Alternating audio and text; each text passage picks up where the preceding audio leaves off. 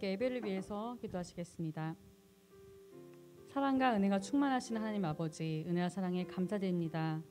한 주 동안 눈동자처럼 지켜주셨다가 하나님의 몸된 성전에 하나님께서 정하신 시간과 장소에 모여서 신령과 진정으로 예배드릴 수 있도록 인도하심에 감사드립니다. 저에게 모든 것 허락하여 주셔서 이렇게 하나님 앞에 모두 함께 모여서 예배드릴 수 있도록 인도하심에, 또한 각자의 처소에서 예배드릴 수 있는 모든 환경을 마련하여 주심에 다시 한번 감사드립니다. 저희들 언제 어디에 있든지 예배드리는 그 현장이 하나님께서 함께 거하시는 귀한 성소가 되게 하여 주시옵시고, 성전이 회복되어야 한다 말씀하셨습니다. 성전에서 드려지는 예배 또한 함께 회복되어야 할 줄로 믿사오니, 예배로 향하는 우리의 모든 마음을 먼저 하나님 앞으로 모아 주시옵시고, 너무도 부족하고 부끄러운 마음이지만 하나님께 드리기를 소원할 때에 하나님께 온전히 드릴 수 있는 귀하고 아름다운 마음과 입술들로 바꾸어 주시옵소서.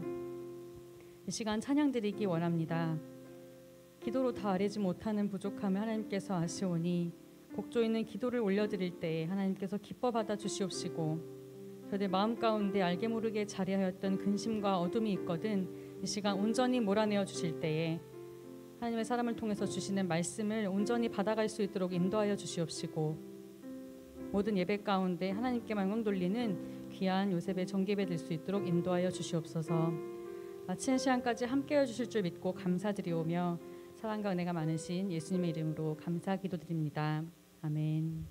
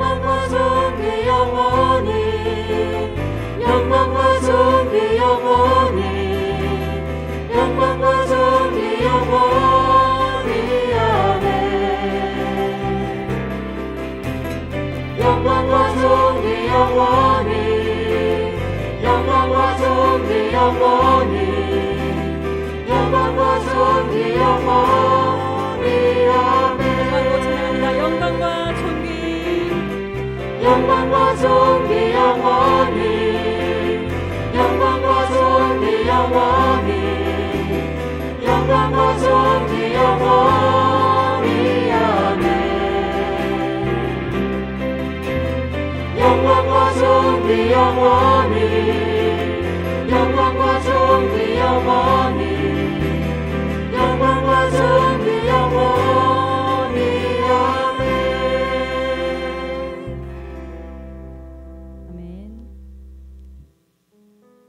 네, 우리 오늘 이 시간 모든 영광과 존귀를 하나님 앞에만 올려드리는 귀한 산 예배가 되기를 소망합니다. 우리 이 시간 다 함께 반갑게 할렐루야로 인사하겠습니다. 할렐루야. 할렐루야. 네, 성전에 나와 계신 모든 요셉분들, 또 각자의 처소에서 유튜브로 함께하고 계신 우리 모든 요셉 회원들 다시 만나서 반갑습니다. 네, 성전이 평소보다는 지금 빈자리가 많이 보이는데요. 요즘에 코로나가 워낙 심하기 때문에 각자 가정에서 예배드리고 계신 가정들이 많이 있습니다.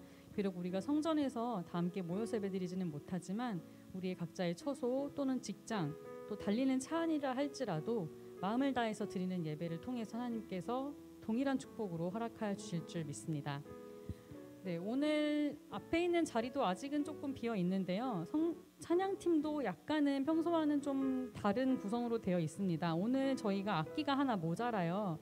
그래서 한 가지 필요한 악기가 있는데 여러분께서 조금만 도와주시면 오늘의 찬양을 더 힘차고 즐겁게 이끌어갈 수 있을 것 같습니다. 박수를 함께 쳐주시면 될 것 같은데요.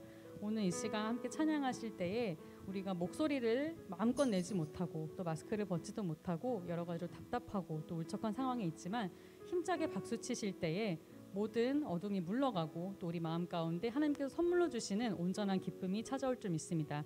우리 시간 다 함께 힘차게 박수 치시면서 주와 같이 길 가는 것 함께 찬양하시겠습니다.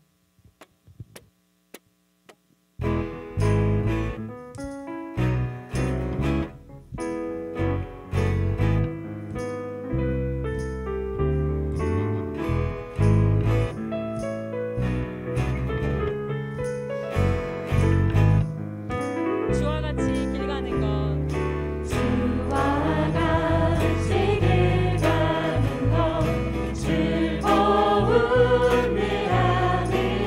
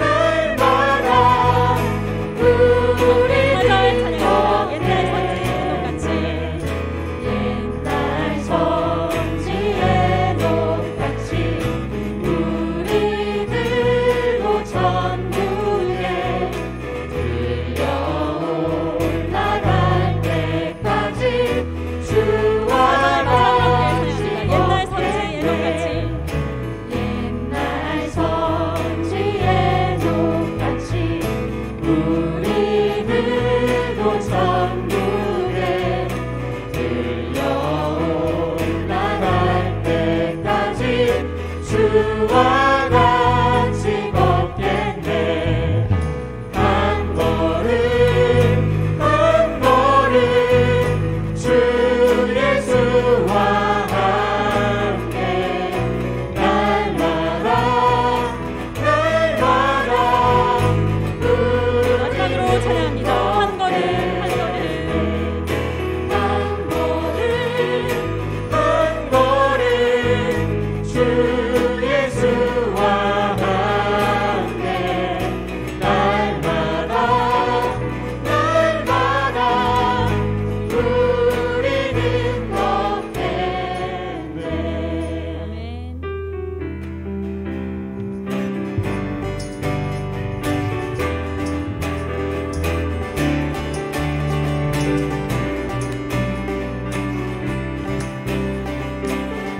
함께 찬양하겠습니다. 슬픈 마음 있는 사람. 슬픈 마음 있는 사람 예수 이름 믿으며 영원토록 변함없는 기쁨 다시 한번 찬양합니다. 슬픈 마음 있는 사람. 슬픈 마음 있는 사람 예수 이름 믿으며 영원토록 변함없는 기쁜 마음 얻으리. 예수의 이름은 세상의 소망이요. 예수의 이름은 천국의 함께 2절 찬양합니다. 거룩하신 주의 이름. 거룩하신 주의 이름 너의 방패 삼아라.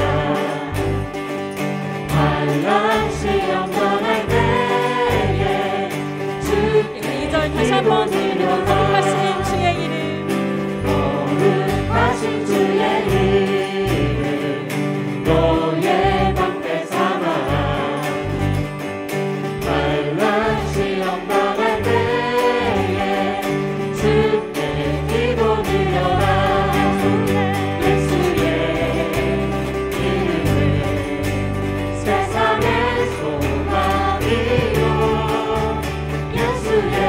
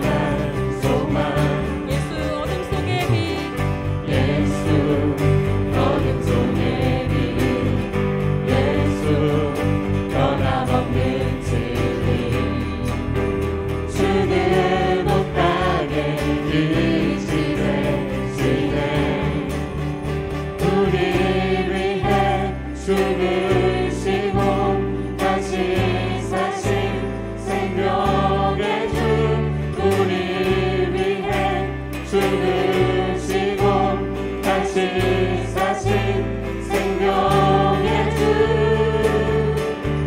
주님만이 소망이요 변함없는 반석이라 주님만이 온 세상을 비추시네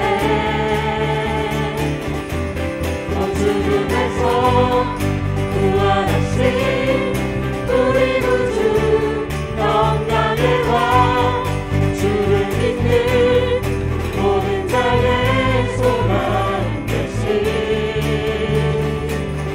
주를 믿네 다 함께 처음부터 다시 한번 찬양하겠습니다. 예수 열방의 소망. 예수 열방의 소망 예수 우리의 위로자 주는 온 땅의 영원한 소망 예수 어둠 속의 빛.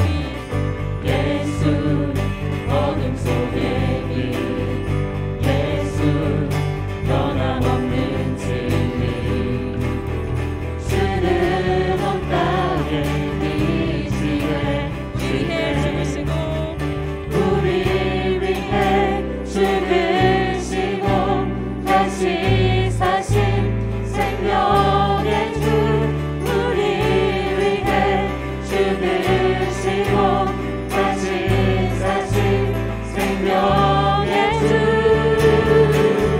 주님만이 소망이요 변함없는 반석이라 주님만이 온 세상을 비추시네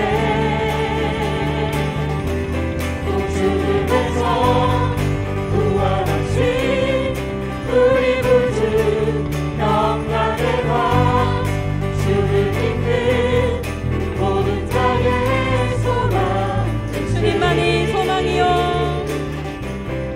주님만이 소망이요 변함없는 반석이라 주님만이 온 세상을 비추시네 또 죽음에서 부활하신 또 죽음에서 구원하신 우리 구주 영광의 왕 주를 믿는 모든 자의 소망 되신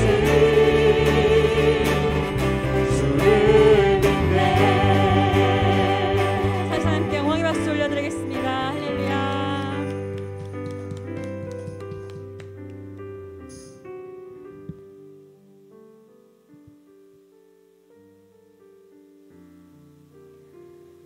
네, 우리 시간 마지막으로 함께 뜨겁게 찬양하신 후에 간절히 통성으로 기도하겠습니다. 먼저 나라와 민족을 위해서 기도하겠습니다. 지난주 대통령 선거를 통해서 새 대통령이 선출됐습니다.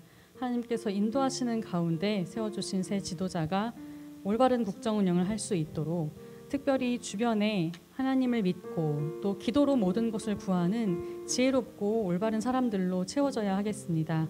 그 모든 과정을 하나님께서 이끌어 주시기를 우리 간절히 맡기고 기도하겠습니다.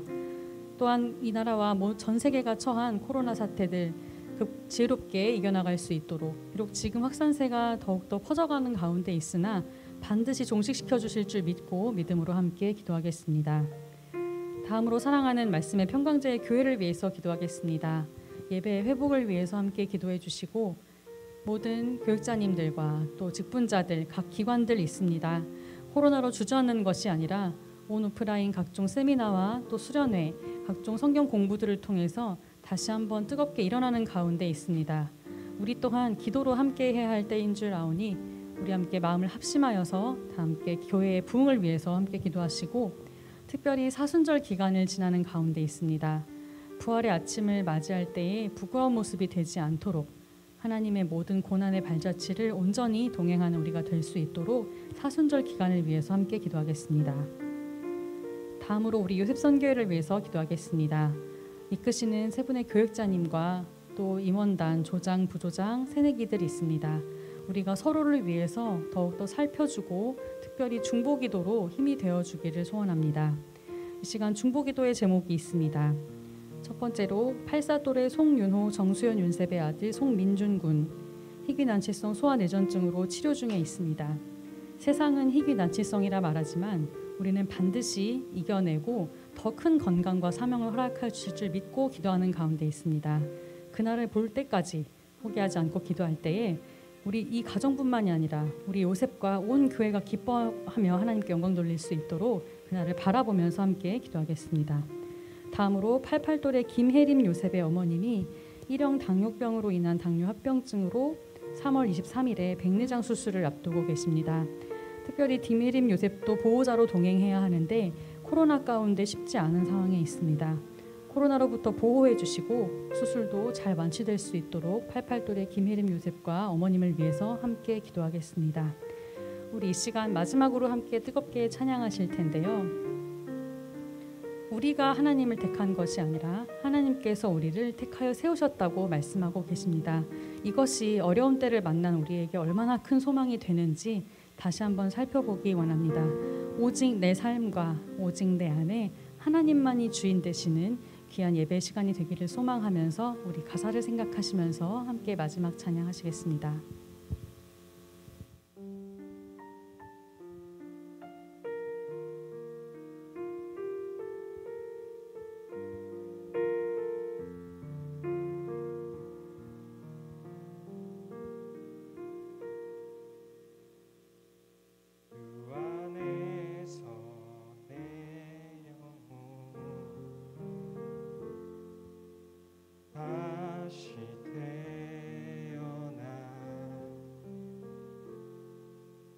이전 것은 지나고 새롭게 됐네. 죄로 물든 내 모습 예수와 함께 죽고 부활 생명 내 안에 새로운 삶이 열렸네.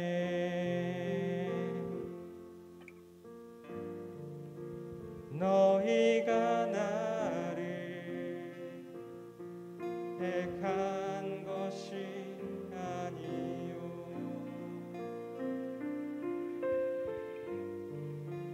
내가 너희를 택하여 세웠나니 오직 내 안에 오직 내 속에 그리스도가 사네. 오직 내 삶에 오직 내 맘에 그가 주인 되셨네.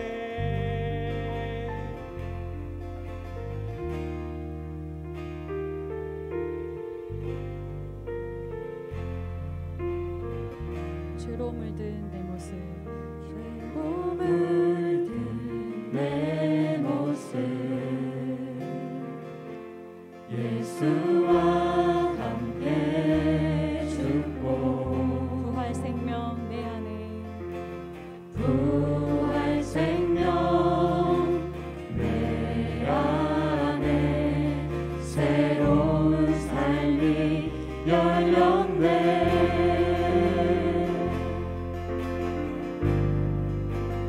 너희가 나를 택한 것이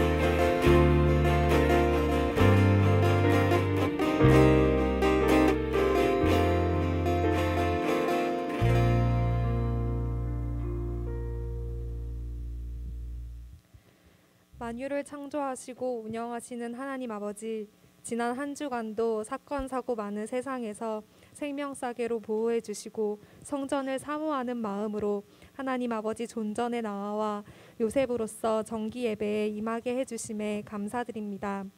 지난 한 주간 행동으로 말로 마음으로 지은 죄악들 있습니다.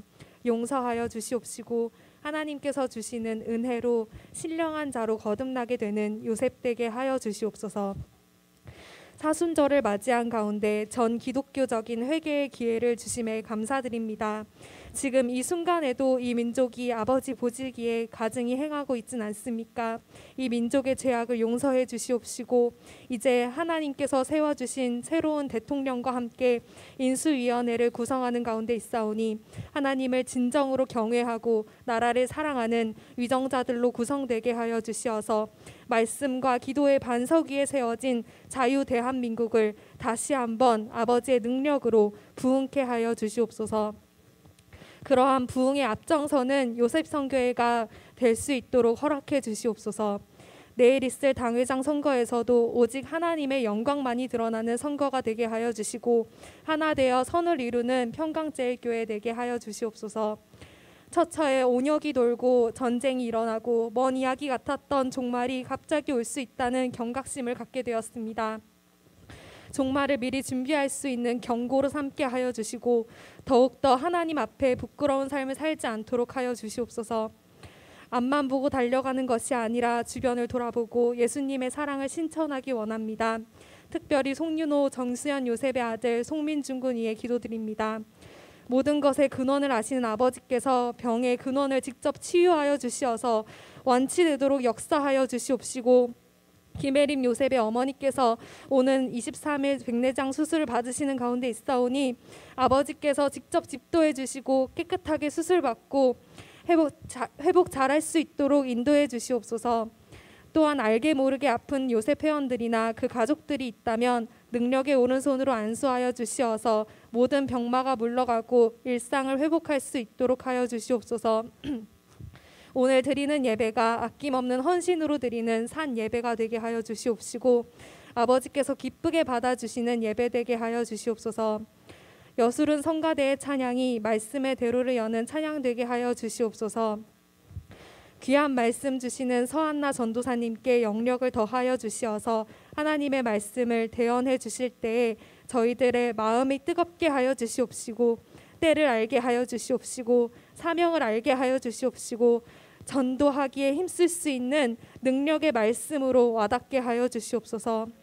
모든 예배의 시종을 믿고 맡기오며 예수님의 이름으로 감사 기도드렸습니다. 아멘.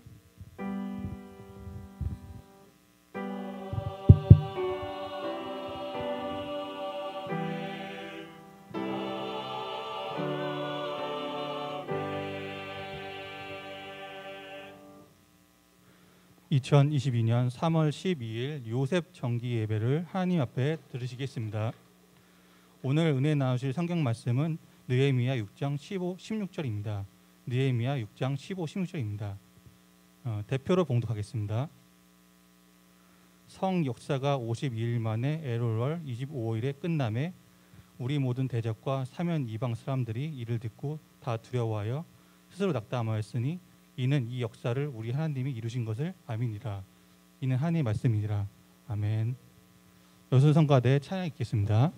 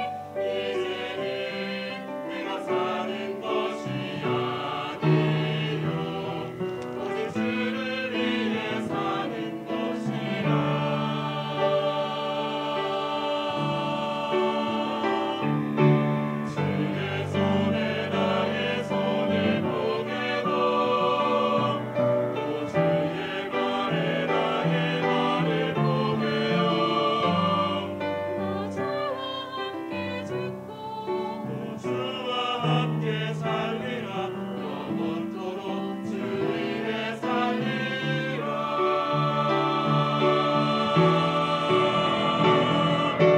주의 손에 나의 손을 보내고 또 주의 말에 나의 말을 보내어 또 주와 함께 살리라 영원토록 주 위에 살리라 주 위에 살리라 주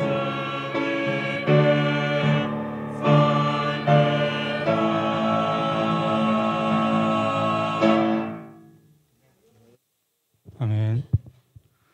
오늘 말씀의 제목은 성벽 재건에 담긴 구속 경륜입니다. 성벽 재건에 담긴 구속 경륜입니다. 전도사님 설교하실 때 큰 은혜 받으시기 바랍니다.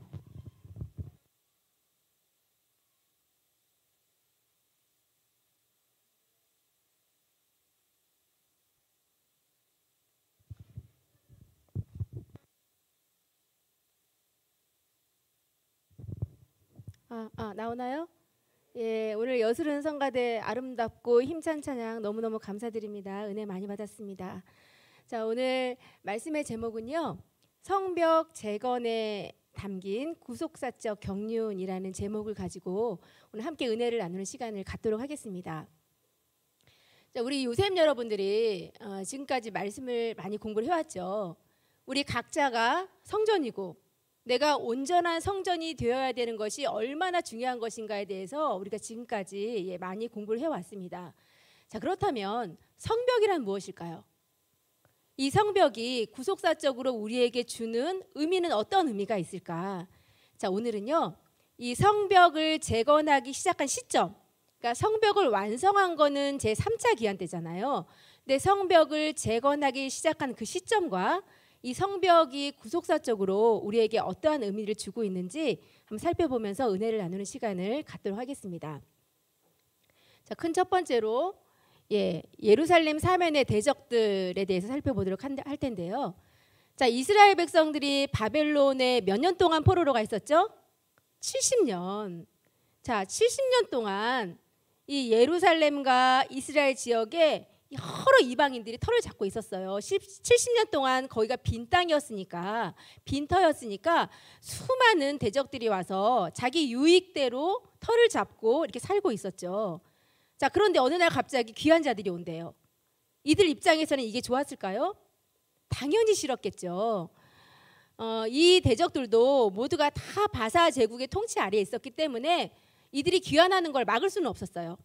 하지만 이 대적들은 처음부터 끝까지 이 성전 건축과 성벽 재건을 할 수 없도록 정말 필사적으로 반대하고 결사적으로 막는 그러한 역사를 우리는 살펴볼 수가 있죠.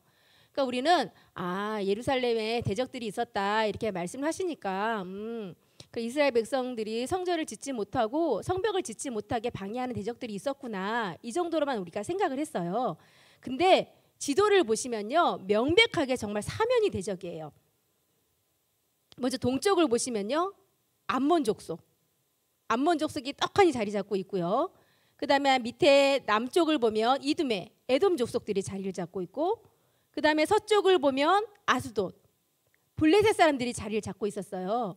여러분들 요 세 족속들 이름 많이 들으셨겠지만 다윗 때부터 이스라엘과 정말 원수 족속들이었어요. 대적이라는 거 말할 거 없겠죠. 자, 그리고 북쪽에는 누가 있었냐면 사마리아인들이 자리를 잡고 있었죠. 이 사마리아인들은요, 원래는 북이스라엘 사람들이에요. 자, 그런데 북이스라엘이 어느 나라에 망했을까요? 아수르. 이 아수르에 멸망한 다음에 거기에 아수르군이 이방 사람들을 갖다가 데리고 와서 이 북이스라엘 사람들과 다 혼혈을 만들어 버린 거예요. 그러니까 남유다 유대인들 입장에서는 너희들은 순수한 혈통이 아니라는 거예요. 너희들은 우리와 똑같은 언약 백성이 아니다. 정말 사람 취급을 안 했어요. 그러니 당연히 서로 원수가 될 수밖에 없었겠죠. 그래서 이 사마리아인들은요, 이 유대인들이 1차 기한했을 때부터 3차 기한 때까지 계속해서 이들을 방해하는 세력으로 등장하는 것을 볼 수가 있습니다. 자, 이렇게 명백하게 사방이 대적이니 당연히 뭘 지어야 할까요? 예, 성벽을 지어야 할 필요성을 느끼겠죠. 자, 그럼 큰 두 번째로 성벽 재건의 시작에 대해서 한번 살펴보도록 하겠습니다. 우리가 1차, 2차, 3차 기한에 대해서 공부를 많이 하셨지만, 자, 1차 기한 때는 와서 뭘 지었죠? 성전 건축을 했어요. 자, 그리고 2차 기한 때는 에스라 선지자가 엄청난 양의 재물을 가지고 귀환을 했어요. 이제 성전을 중심으로 이스라엘 백성들의 내면의 신앙을 회복하기 위해서. 그런데 떡하니 와보니까 성전은 완성이 됐어요. 그런데 귀환자들의 모습을 보니까 엉망진창이에요. 다 타락했던 거예요. 막 이방인들과 결혼하고 자식 낳고 죄 짓고 율법 지키지 않고, 이 모습을 본 에스라가 통곡을 하면서 대대적인 신앙 개혁 운동을 시작하게 됩니다. 왜? 언약 백성으로 거듭난 삶을 살기 위해서. 그래서 이방인 자식과 아내 다 내어쫓고, 여러분들 우리가 그냥 맨날 들으니까 아, 이방인 아내와 자식을 내어쫓았나 보다 생각하겠지만, 여러분들 결혼한 사람들 많이 있잖아요. 어느 날 갑자기 내 아내 자식 내어쫓아라 하면 순종할 수 있겠어요? 이렇게 정말 자기 자신이 찢겨지는 그런 아픔을 느끼면서 대대적인 신앙 개혁을 한 거예요. 이방인 아내, 자식들 다 내어쫓고. 자, 그리고 나서 3차 기한 때 느헤미야가 왔어요. 성벽을 쌓게 되죠. 그런데 여기서 3차 기한의 역사를 쭉 살펴보면요, 뭔가 이상한 점 한 가지가 있어요. 뭐가 이상하냐면, 느헤미야가 성벽을 쌓을 때를 보면 2차 기한 때 회개했던 제목을 가지고 또 똑같이 회개하고, 또 이방 여자들 분리시키고, 뭔가 지금 똑같은 일이 계속 반복되고 있다는 것을 느낄 수가 있어요. 이 느헤미야 13장 27절 말씀을 보시면요, 이렇게 기록이 되어 있죠. 너희가 이방 여인을 취하여 크게 악을 행하여 우리 하나님께 범죄하는 것을 우리가 어찌 용납하겠느냐. 아니, 3차 기한 때도 2차 기한 때 있었던 일을 지금 똑같이 반복을 하고 있는 거예요. 아니, 이거를 보면, 아니 2차 기한 때 그렇게 찢어지게 자기 아내 자식까지도 분리하면서 종교 개혁을 했는데, 도대체 2차 기한 때 에스라가 한 게 아무 소용이 없었나? 이유가 무엇일까? 우리가 생각해 볼 수가 있죠. 이 결정적인 이유가 뭐냐면 바로 성벽이 없었기 때문이에요. 성벽이 없으면 이방인들이 또 들어올 수 있다는 얘기예요. 그것도 사방에서 아주 쉽게. 그래서 종교개혁을 해놓고 나면 또 제자리, 회개하고 또 쫓아내고 나면 또 원위치, 계속 지금 반복이 되고 있는 거예요. 성벽을 반드시 재건해야 되는 이유가 바로 여기에 있다는 것입니다. 우리는 성벽 재건하면 3차 기한만을 생각을 해요. 많은 신학자들도 2차 기한은요, 성벽 재건과는 상관이 없습니다, 이렇게 얘기를 하죠. 그런데 구속사 시리즈의 저자이신 박윤식 원로 목사님께서는 이번에 11권 하 말씀을 통해서 성경을 근거로 정확하게 2차 기한 때도 성벽을 지으려고 계속 시도를 했지만 실패했다라는 것을 4가지로 증명을 해주셨습니다. 11권 154쪽, 155쪽에 그 4가지가 기록이 되어 있습니다. 즉 에스라 선지자가 2차 기한 때 와서 내면적인 신앙 회복을 위해서 열심히 회개하고 한 것만이 아니라 에스라 선지자 때에도요, 이 성벽을 재건하려고 계속 시도했다라는 것을 분명히 증거를 하고 있죠. 그 성벽 재건 시도의 증거를 지금부터 한 가지씩 4가지를 살펴보도록 하겠습니다. 자, 첫 번째는요, 느헤미야 3장을 보면 이미 몇몇 문이 세워져 있었어요, 성벽에.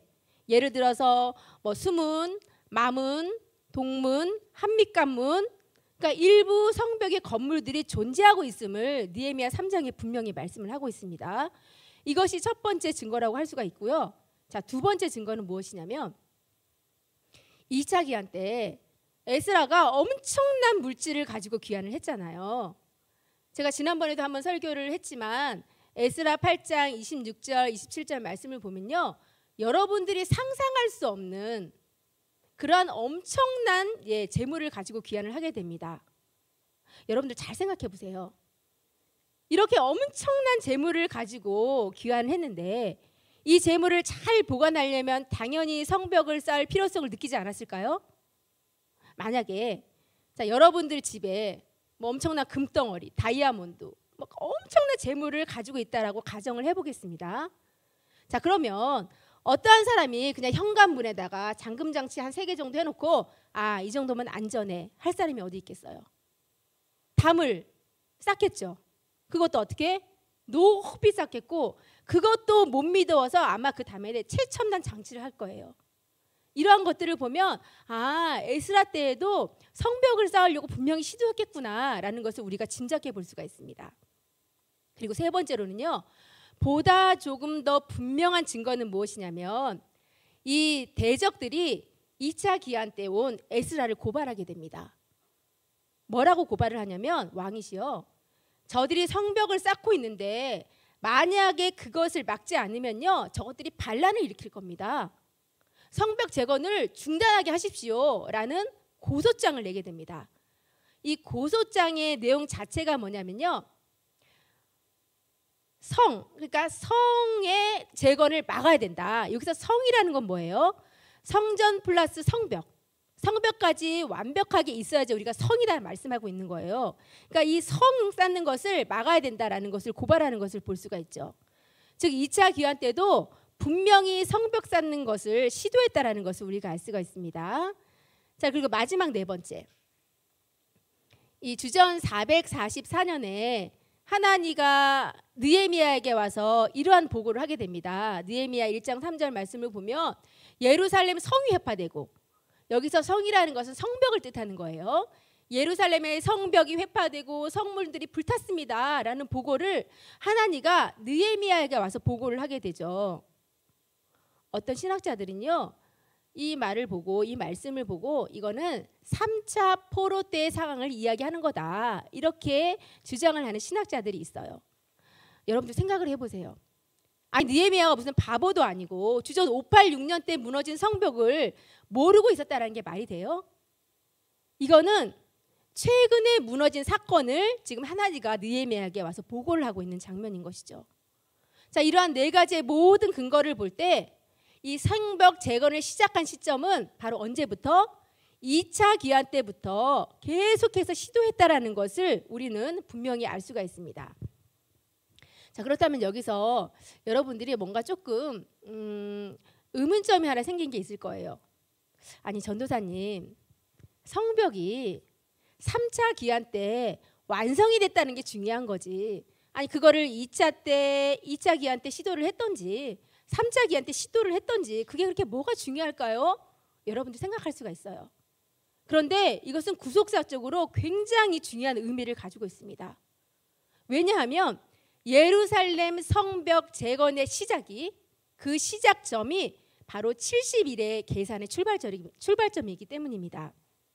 큰 세 번째로 성벽 재건의 시점과 70일에 대해서 한번 보도록 할게요. 제가 지난 시간에 뜻을 정한 다니엘에 대한 말씀을 이제 잠깐 전하면서 다니엘이 금식하면서 정말 나라와 민족과 구속사의 모든 뜻을 걸머쥐고 하나님 앞에 기도할 때 하나님께서 어떤 계시를 주셨다고 말씀드렸어요? 70일의 계시를 주셨다라고 분명히 말씀드렸죠. 그러니까 이 70일의 계시라는 건 뭐냐면 다니엘이 서 있던 그 시점에서부터 세상 종말, 그러니까 수천 년 후에 있을 마지막 종말 때 어떠한 일이 있을 것인가에 대해서 다니엘한테 싹 알려주신 거예요. 70일이라는 계시를 통해서. 즉 이 말씀은 뭐냐면 70일의 끝에는 세상 종말이 온다는 얘기예요. 그러니까 우리가 세상 종말까지 70일의 기간이 걸린다라는 것을 우리에게 분명히 말씀해주고 있는 것이죠. 다니엘서 9장 24절 말씀을 보시면 이렇게 말씀하고 있어요. 내 백성과 내 거룩한 성을 위하여 70일에로 기한을 정하였다. 이렇게 말씀하고 있죠. 자, 그런데 이 70일의 기간은요 크게 세 군데로 나눌 수가 있어요. 세 군데로. 첫 번째는 69일에 69일에는 7일에와 62일에를 더한 거고요.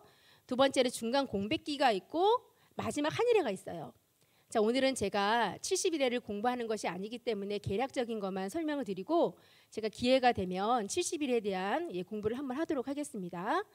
자, 그래서 이 70일의 가운데는요 이미 이루어진 일, 과거의 일이 있고요. 그리고 현재 이루어지고 있는 일, 현재의 일이 담겨 있고요. 그리고 앞으로 일어날 일, 미래의 일이 이 70일의 가운데 모두 다 하나님께서 계시해 주셨어요. 다니엘을 통해서. 70일의 시작점이 몇 년일까? 그게 왜 중요할까요? 우리가 시작점을 제대로 알아야지만 그 다음 때를 알 수가 있고, 야, 정말 하나님의 정확한 시간표대로 모든 것이 착착착착 다 진행이 되어가고 있구나. 우리가 깨달을 수가 있고, 지금 내가 서 있는 때는 어느 때인지 우리가 그 때를 알 수 있다는 것입니다.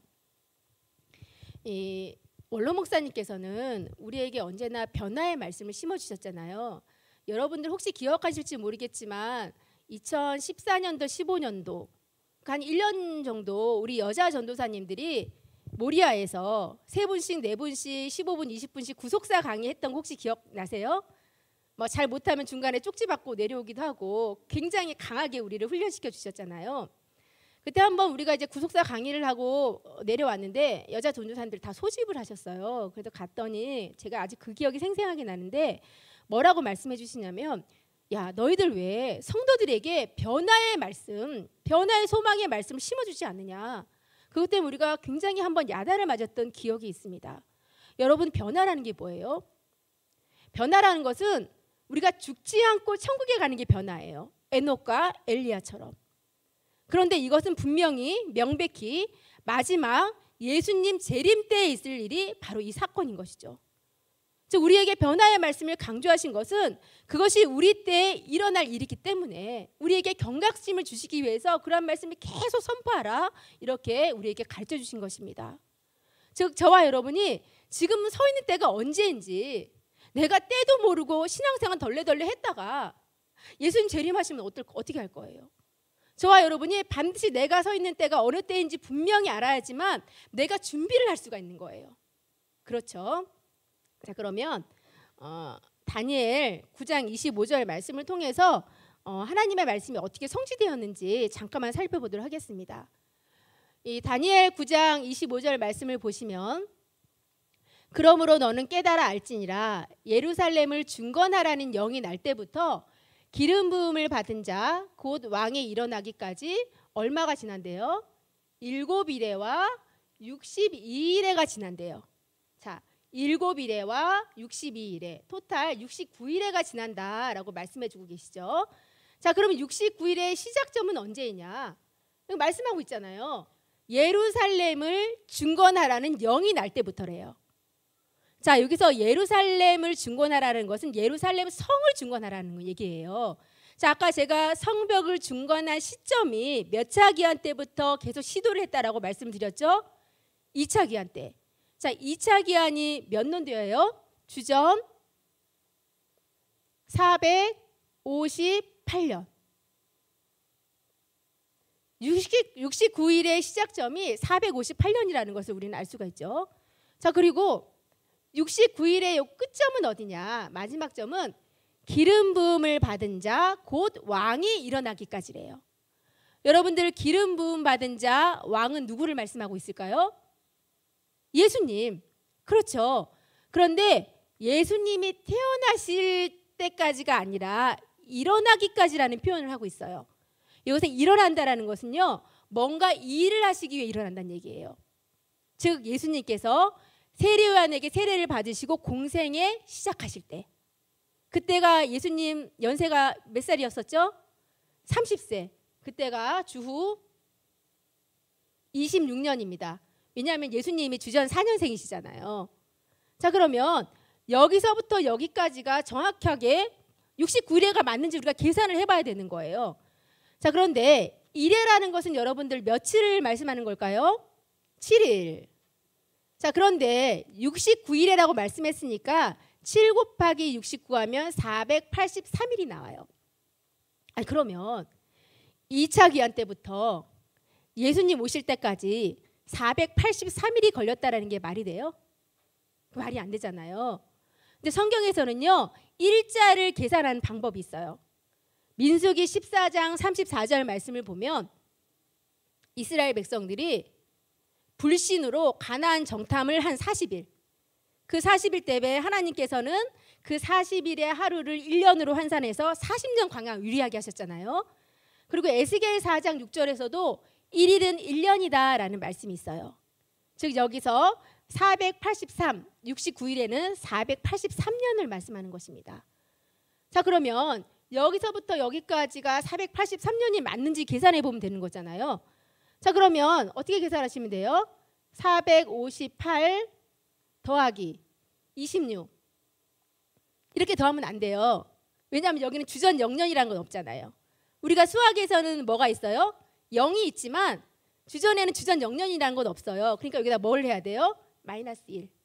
그러면 정확하게 몇 년이 나와요? 483년이 나옵니다.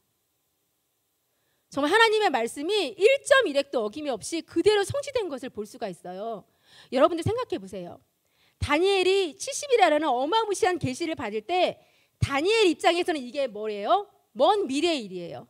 그렇죠. 계시는 받았지만 이루어졌는지 본인은 천국에 가고 못 봤을 거예요. 하지만 저와 여러분에게는 어때요? 이게 이미 이루어진 일이잖아요. 과거 일이잖아요. 하나님께서 우리가 하나님의 모든 말씀이 정확히 성취된 것을 우리한테 지금 분명히 보여주고 있는 것이죠. 그래서 이 성벽 재건을 2차 때 시작했다, 뭐 3차 때 시작했다, 여러 가지 이론들이 많이 있는데 2차 때 시작했다라는 것이 그래서 중요한 겁니다. 만약에 일부 신학자들이 주장하는 것처럼 성벽 재건은 3차 때 했다, 예, 주장하는 신학자들이 많이 있어요. 그럼 해봐요. 3차면 주전 몇 년이에요? 444년이에요. 자, 거기서 483년을 계산해 보면 AD 한 40년 정도가 나옵니다. AD 40년이면요, 우리 예수님 벌써 일 다 하시고 승천하고 안 계실 때예요, 이 땅에. 아니, 그러면 하나님의 말씀이 틀렸다는 얘기인가요? 아니죠. 그래서 원로 목사님께서는 구속사 시지 11권 하를 통해서 2차 기환 때부터 성벽 재건을 끊임없이 시도했다는 증거 4가지를 분명히 이렇게 말씀해 주셨어요. 자, 이렇게 2차 기환 때부터 성벽 재건을 끊임없이 시도를 했어요. 하지만 대적들이 얼마나 죽어라 방해를 하는지 완성을 하지 못했다라는 거예요. 도대체 우리는 왜 이렇게 싸우려고 하고 대적들은 왜 죽어라고 못 쌓게 하고 왜 그랬을까? 분명히 여기에 구속사적 의미가 담겨 있겠죠. 자, 성벽의 중요성에 대해서 한번 살펴보도록 하겠습니다.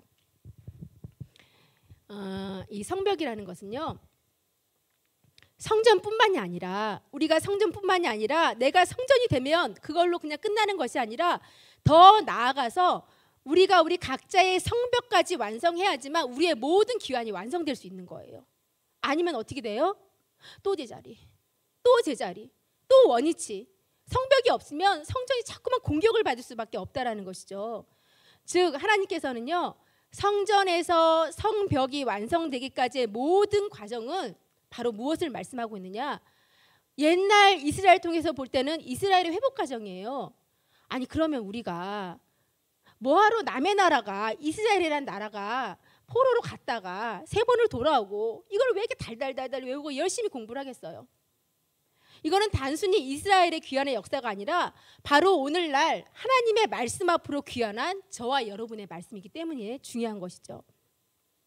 1차부터 3차까지의 귀환 과정을 잠깐 살펴보시면, 자, 1차 귀환 때 성전 건축을 하게 되죠. 가장 먼저 성전이 있어야지만 하나님 앞에 예배를 드릴 수가 있어요. 그러니까 하나님께서 거하실 장소가 마련이 되는 것이죠. 자, 근데 생각해 보세요. 성전은 있는데 이 사람들이 언약을 지키려는 의도가 없어요. 믿을 마음이 없어요. 그럼 성전이 무슨 소용이 있어요? 그 성전은 그냥 건물이 불과한 거예요. 그 성전에서 하나님 앞에 예배드리고 언약을 지키려는 사람이 있어야 중요한 것이죠. 그래서 2차 기한 때 에스라가 딱 와서 이 내면적인 신앙을 회복하기 위해서 이방 여자들, 그다음에 아이들 다 내쫓고 통곡하면서 울며 회개하면서 이스라엘 백성들의 신앙을 회복시켜주는 것을 볼 수가 있죠. 자, 그리고 3차 기한 때, 자, 3차 기한 때 와보니까 성전도 있어요. 그리고 언약을 지키려는 백성도 있어요. 그런데 성벽이 없네요. 성벽이 없다 보니까 외부 공격이 있으면 성전이 계속 위협을 받는 거예요. 불안한 거예요. 그래서 성벽을 완성시킴으로써 더 이상 성전을 공격받지 않게끔 하기 위한 것이 3차 기한의 목적인 것이죠. 이스라엘의 3차 기한의 과정을 통해서 우리는 무엇을 깨달을 수가 있냐? 1차 기한, 예수님께서요 우리 안에 참 성전으로 오셨어요. 저와 여러분들 안에. 그리고 예수님께서 저와 여러분에게 회개의 성령을 보내주셔서 정말 하나님의 말씀으로 거듭나게, 잘못한 일이 있으면 회개할 수 있도록 만들어주셨죠. 그런데 중요한 건 뭐냐면 저와 여러분들이 너무나 연약하고 부족하다 보니까 자꾸 죄를 지어요. 회개하고 죄짓고 회개하고 또 죄짓고. 그래서 하나님께서는 이제 성벽을 든든하게 쌓아서 어떠한 공격으로부터도 우리 성전을 지켜낼 수 있게 만드신 것이 3차 기한의 전 과정을 통해서 우리에게 보여주신 것입니다. 근데 정말 신기한 건 뭔지 아세요? 정말 신기한 거는 이 성벽의 문짝까지 다 완성한 다음에는요, 그 다음 느헤미야를 한번 읽어보세요. 더 이상 외부의 공격에 대한 기록은 하나도 없습니다. 전혀 나타나 있지 않아요. 성벽을 완성한 뒤에는. 우리가 에스겔 성전을 공부하면서 가장 많이 들은 말씀이 뭐예요, 여러분들? 여호와 산마, 굉장히 많이 들었죠. 근데 이 여호와 산마라는 것은요, 성전만을 가리키는 것이 아니라 성읍, 성 전체를 표현하고 있는 것이 바로 여호와 산마입니다. 그런데 3차 기한 후에 성벽이 딱 완성된 다음에는요, 뭐라고 하나님께서 표현하고 계시냐면, 보세요. 느헤미야 11장 1절 말씀을 보면 거룩한 성 예루살렘. 성이라는 것은요, 성전과 성벽이 완전하게 서야지만 성이라고 표현할 수가 있는 거예요. 그런데 성벽이 딱 완성되고 나서 그 뒤에는요, 계속 이러한 표현들이 나옵니다. 거룩한 성 예루살렘에 와서. 느헤미야 11장 18절 말씀을 보시면 거룩한 성에 레위 사람이, 뭐 이러한 식으로 계속 거룩한 성이다, 거룩한 성이다, 이렇게 말씀을 하고 있죠. 왜냐하면 성전이 성으로 완성이 되었기 때문이에요.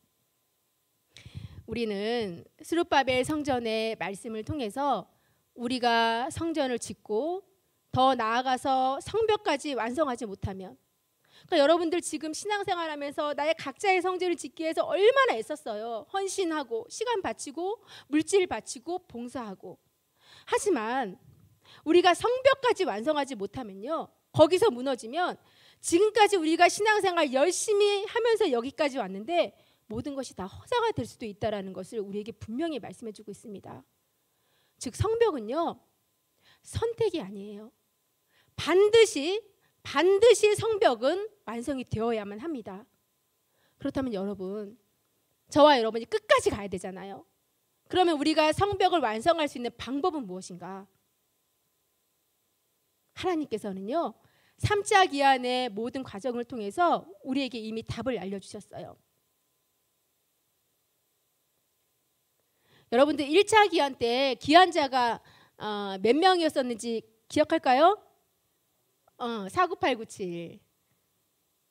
우리 이렇게 외웠었죠? 1차 기한 때는 49897명이 기한을 했고요.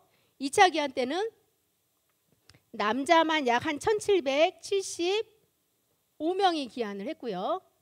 3차 기한 때는요, 1명. 누구? 느헤미야. 느헤미야 한 사람이 성격이 기록이 되어 있습니다. 여러분들, 정말 3차 기한 때 느헤미야 딱 한 사람만 기한을 했을까요? 아니면 하나님께서 느헤미야 한 사람만을 성경에 기록하신 걸까요? 만약에 그렇게 하셨다면 분명히 하나님께서 우리에게 전하시고자 하는 어떠한 뜻이 있겠죠. 이 3차 기한은요, 비록 느헤미야 단 한 사람의 기한이었지만 이 모든 기한, 즉 1차 기한, 2차 기한이 무산될 수밖에 없었던 그런 위기 가운데서도 왜 무산될 수밖에 없었어요? 성벽이 완성되지 못하면 모든 기한은 완성이 될 수가 없는 거예요. 그런데 느헤미야 한 사람이 기한함으로써 이 모든 기한이 무산될 수밖에 없었던 그런 위기 가운데서도 이 모든 기한이 완성될 수 있는 결정적인 역할을 한 사람이 바로 누구다? 느헤미야라는 것을 알 수가 있습니다. 우리 요셉 여러분, 이 아담 타락 이후부터 지금까지 하나님의 구속사는요, 지금 이 순간도 끊어지지 않고 지금까지 계속이 되고 있죠. 하지만 만약에 예수님, 이 예수님 한 분이 이 땅에 오시지 않았다면, 이 예수님 한 분이 이 땅에 오시지 않았다면 지금까지의 모든 구속사, 구약 때부터 내려왔던 그 모든 구속사, 1차 기한, 2차 기한 모두가 다 무산될 수밖에 없었을 거예요. 하지만 이 예수님 한 분이 오셨기 때문에 우리의 모든 기한이 완성될 수 있다는 것을 3차 기한을 통해서 우리에게 분명히 말씀해 주고 있습니다. 자, 그렇다면 여러분들이 3차 기한을 완성하고 성벽을 완성하려면 어떠한 방법이 있을까요? 아무리 힘들어도, 어떠한 유혹이 있어도, 심지어는 자신의 목숨이 위험한 상황에서도 이 느헤미야를 중심으로 끝까지 하나가 되어서 느헤미야 말씀에 순종하고 느헤미야를 믿으면서 끝까지 순종하여 하나가 되어 성벽을 완성했듯이 저와 여러분도 우리의 귀환을 완성시켜 주실 바로 누구? 우리 예수님. 태초에 말씀이신 그 하나님, 그 아버지를 끝까지 붙잡고 나아가야만 우리가 이 성벽을 완성할 수 있다는 것을 3차 기한의 모든 과정을 통해서 우리에게 분명히 말씀해 주고 있는 것입니다. 여러분, 이거 잊지 말아야 돼요. 저의 힘으로도 아니고요, 여러분의 힘으로도 안 돼요. 우리는 나의 힘으로는 할 수 없지만 우리가 누구를 붙잡을 때? 바로 우리 예수님, 우리의 귀환을 완성시켜 주시기 위해 오신 우리 예수님, 태초에 말씀이신 우리 아버지를 끝까지 붙잡고 믿고 나아가면 그 아버지의 힘과 능력이 바로 우리의 구속사, 우리의 귀환을 완성시켜 주실 수 있다는 것을 3차 귀환의 모든 과정을 통해서 우리에게 분명히 보여주고 있는 것입니다. 하나님께서는 얼마나 감사한지 우리에게 늘 시험을 주시고 문제를 주실 때 뒤에 답까지 쓱 밀어 넣어 주십니다. 이거 보고 이렇게 똑같이 하면 돼. 우리에게 항상 답을 알려주시죠. 이러한 하나님의 뜻을 저와 여러분이 반드시 기억하시고 이제는 저와 여러분이 성전을 넘어서 구속사의 성벽을 높이 쌓음으로써 마침내 승리하여 거룩한 성전을 넘어 거룩한 성으로 나 자신을 하나님 앞에 봉헌하여 드릴 수 있는 우리 요셉 성교회 모두가 되시기를 간절히 소원하겠습니다. 예, 다 같이 기도하시고 헌금 드리시도록 하겠습니다. 기도하시겠습니다. 사랑의 우리 아버지 하나님, 너무나 부족하고 나약한 우리를 하나님의 자녀 삼아 주시고 이렇게 말씀 앞으로 귀환할 수 있도록 아버지 인도하여 주시고 우리의 성전, 우리의 성벽을 쌓을 수 있는 길을 열어주시고 인도하여 주신 아버지의 크신 은혜와 사랑을 아버지 너무나 감사를 드립니다. 사랑의 아버지 하나님, 우리가 너무나 부족하고 연약하지만 아버지의 은혜로 오늘 이 자리까지 왔습니다. 사랑의 아버지 하나님, 우리 자신이 끝까지 정말 나의 모든 구속사 귀환의 아버지 모든 완성을 이루어 주신 그 예수님, 살아계신 우리 아버지만을 끝까지 믿고 붙잡고 나아갈 수 있는 은혜를 허락하여 주시어서 중간에 단 한 사람도 낙오하지 아니하고 우리의 구속사의 성벽을 높이 쌓아서 이제는 나 자신이 거룩한 성으로 아버지 앞에 드려질 수 있도록 우리 아버지께서 온전히 은혜를 더하시고 역사하여 주시옵소서. 사랑의 아버지 하나님, 정말 성벽을 쌓지 못하게 하는 대적들이 너무나 많이 있습니다. 살면서 아버지 우리를 공격하는 아버지 사단 마귀의 공격이 너무나 많이 있습니다. 때로는 힘들어서 좌절하고 싶고, 때로는 놓고 싶고, 아버지 때로는 피하고 싶고, 때로는 도망가고 싶을 때가 있습니다. 하지만 아버지 하나님, 느헤미야를 중심으로 모든 아버지 성도들이 끝까지 하나가 되어서 성벽을 완성하였듯이 우리 요셉 성교회는 끝까지 우리 아버지를 붙잡고 아버지 내부의 공격, 외부의 공격을 다 이겨내고 구속사의 성벽을 높이 쌓을 수 있는 은혜를 허락하여 주시어서 오직 아버지 은혜 가운데 이 구속사의 완성을 이루어드리는 믿음의 선구자들이 다 될 수 있도록 우리 아버지께서 은혜를 더하시고 역사하여 주시옵소서. 오늘도 아버지 주신 귀한 말씀 너무나 감사하여서 아버지 앞에 귀한 헌물 드리고자 합니다. 아버지 우리의 헌물을 기쁘게 받아주시고 우리 요셉들 가정마다 개인마다 물질의 축복도 허락하여 주시어서 이 세상을 살아가는데 물질의 부족함으로 염려가 되지 않도록 아버지 인도하여 주시고, 온전히 아버지 은혜 가운데 아버지의 일을 잘 감당할 수 있는 환경과 여건이 되어줄 수 있도록 우리 아버지 함께하여 주시옵소서. 모든 것을 다 우리 아버지 은혜에 맡겨올 때 사랑과 은혜가 충만하신 우리 주 예수님의 이름 받들어서 간절히 감사하며 기도드렸사옵나이다. 아멘. 자, 하나님 감사합니다.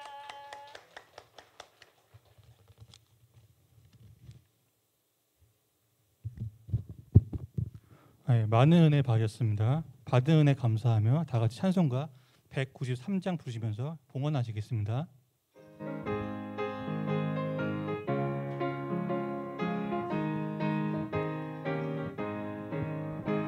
예수 십자가에 흘린 피로써 그대는 씻기어 있는가. 더러운 죄 희게 하는 능력을 너네는 참 의지하는가. 예수의 보혈로 그대는 씻기어 있는가. 마음속에 여러 가지 죄악이 깨끗이 씻기어 있는가. 주 예수와 밤낮으로 늘 함께 그대는 행동을 하는가. 아무 때나 어디든지 그대는 십자가 붙들고 있는가. 예수의 보혈로 그대는 씻기어 있는가. 마음속에 여러 가지 죄악이 깨끗이 씻기어 있는가. 주님 예수 다시 올 때 그대는 영접할 예복이 있는가. 그대 몸은 거룩한 곳 성전에 들어갈 준비가 됐는가. 예수의 보혈로 그대는 씻기어 있는가. 마음속에 여러 가지 죄악이 깨끗이 씻기어 있는가. 모든 죄에 더러워진 예복을 주 앞에 지금 다 벗어서 샘물같이 솟아나는 보혈로 눈보다 더 이게 씻으라. 예수의 보혈로 그대는 씻기어 있는가. 마음속에 여러 가지 죄악이 깨끗이 씻기어 있는가. 예, 광고에 앞서 이 시간 지난주 설교 말씀 퀴즈가 있겠습니다. 주호 확인해 주시고요. 먼저 첫 번째 퀴즈입니다. 어린 양의 피는 언약의 피요, 구속의 피요, 땡땡의 피입니다. 빈칸에 들어갈 땡땡의 단어는 무엇일까요? 아시는 요셉분 손 들어 주시기 바랍니다. 안 계신가요? 예, 말씀해 주시겠어요? 생명, 생명 정답입니다. 예. 축하드리고요. 맞춘 요셉분께는 상품 전달드리도록 하겠습니다. 그럼 두 번째 문제 있으면 드리겠습니다. 구속사의 피로 구원받은 성도는 무엇을 행해야 합니까? 아시는 요셉분 손 들어주시기 바랍니다.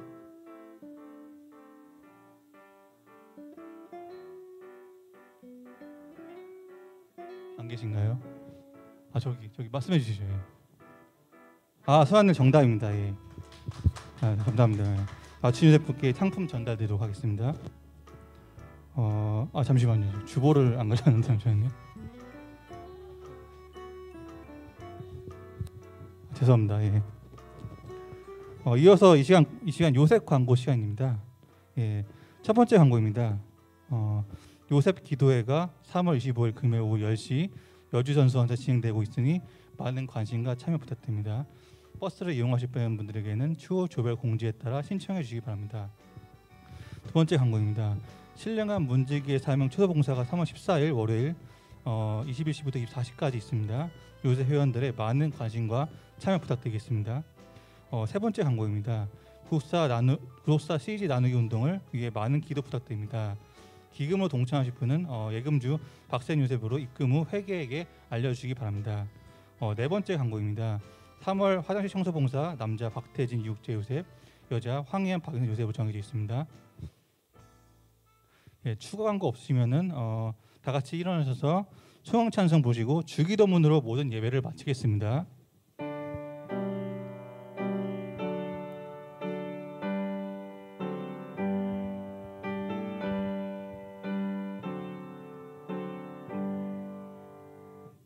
찬양 성부 성자 성령 삼위일체 신께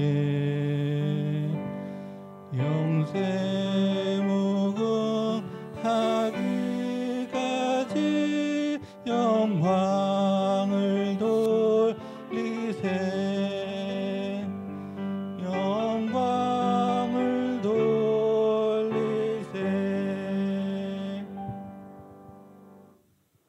하늘에 계신 우리 아버지여, 이미 그렇게 하고 받으시며 나라의 마옵시며 뜻이 하늘에서 이룬 것 같이 땅도 이루어지이다. 오늘날 우리에게 일용할 양식을 주옵시고 우리가 우리에게 죄 지은 자를 사하는 것 같이 우리의 죄를 사하옵시고 우리를 시험에 들게 하지 마옵시고 다만 에서 구하옵소서. 대개의 나라 권세 영광이 아버지께 영원히 있사옵나이다. 아멘.